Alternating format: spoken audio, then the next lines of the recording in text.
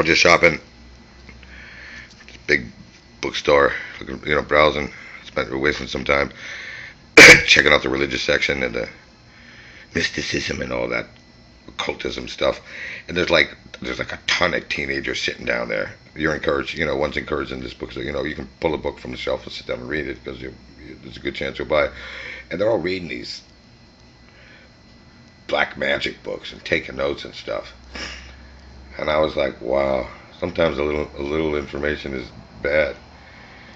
And then I thought, how was it for me? Well, I started by buying a book off the street, but unfortunately for me,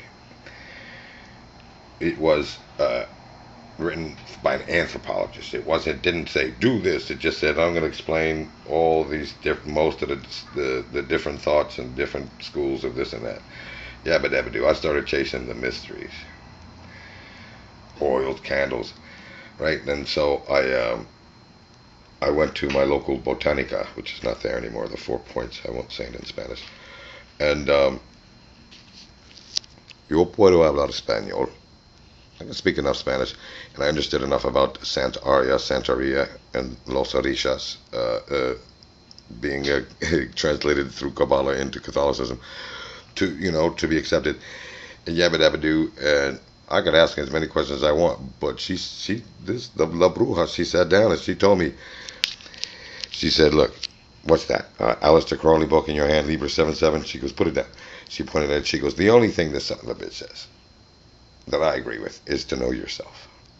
That's the safest thing. Outside of that, unless you're trying to, I don't know what your intentions are, but if you intend to have intentions, then they probably will end up not being yours.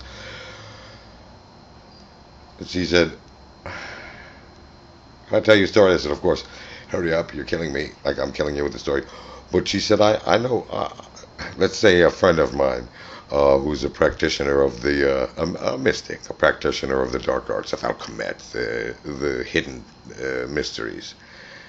And he thought well of himself. He was doing well, got a new apartment, and, on top of the world, so to speak. And then until he didn't realize he moved into a college area, and then the apartment next door to him, I mean, more kids than you could think could live in a place lived in there. They're all DJs, and that boom, bam, boom, but then boom, boom, boom, boom, boom.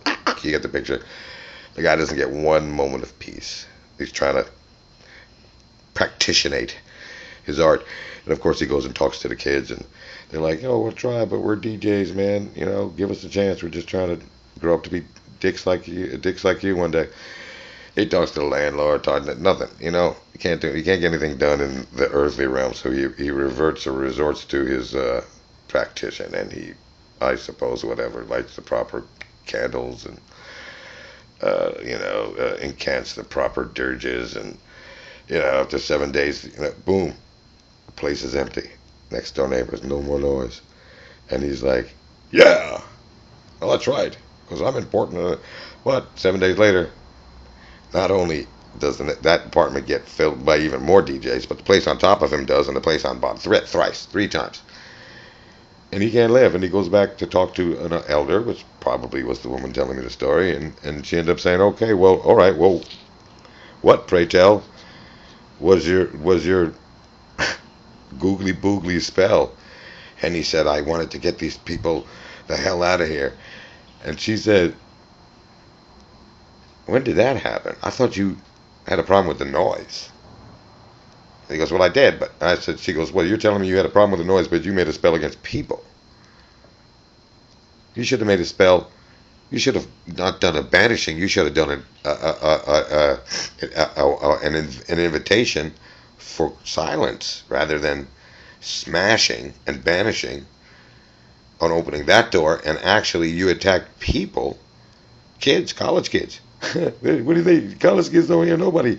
You had a problem with the speakers, and you made a spell against people. And 3 times it came back to you. But you tell me what you did wrong. And I was like, I didn't come here for Buddha. I came here for crossing oil. And she goes, I don't sell crossing oil. I sell uncrossing oil, and you're not even ready for that. So just listen to my story. And I said, no, thank you very much. I'm just kidding about that. But interesting story. it definitely turned me off from getting involved in Mambo Jahambi.